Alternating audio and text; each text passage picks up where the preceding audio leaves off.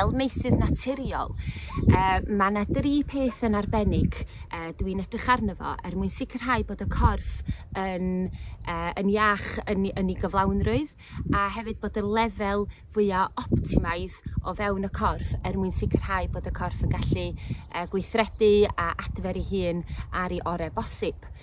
Felly mae'r corff wedi cael ei wneud allan o gelloedd yn amlwg, a'r celloedd ydy briciau sydd yn adeiladu yn cyrff ni, os liciwch chi.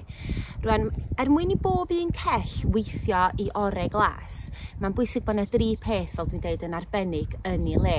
A hynna ydy, cynta, hydradu. A hydradu yn amlwg yn golygu digonedd o ddŵr o fewn yn cyrff.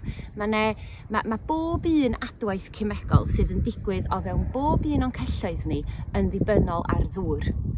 A mae 'na biliynau o adweithiau cemegol yn digwydd bob un eiliad, a fel dwi'n deud, mae bob un ohonyn nhw yn ddibynnol ar ddŵr.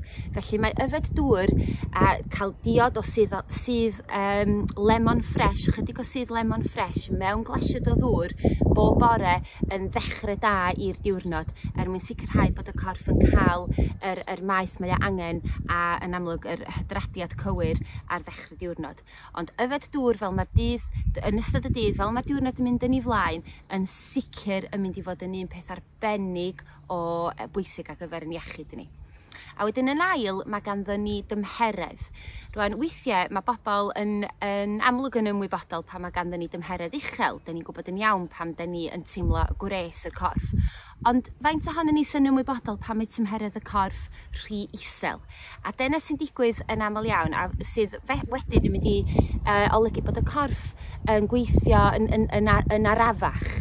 Dydy'r egni ddim yna yng nghraidd y corff i weithio fel y dylse fo weithio i'w llawn potensial.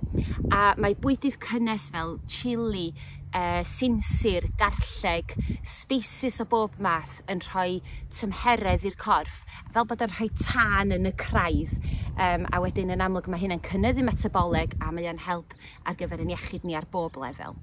A wedyn y trydydd peth ydy yr pH, neu'r balans rhwng yr asid a'r alkaline.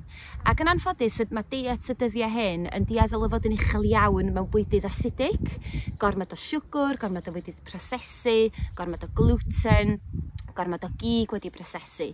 Ond i gymharu fo hynna, os ydyn ni'n bita diet sydd yn llawn o fwydydd iach ac yn enwedig pethau fel dail neu llysiau deiliog gwyrdd tywyll, sydd lemon dwi wedi sôn amdano fo'n barod, llai o fwydydd wedi prosesu, cig yn amlwg yn hollol iawn, ond bod ni'n dewis yr ansawdd gorau fedrwn ni gael, a mwy o gig gwyn a mwy o bysgod hefyd, mwyn trio dod ar lefel asidedd neu i lawr a trio cadw cydbwysedd o fewn yn celloedd.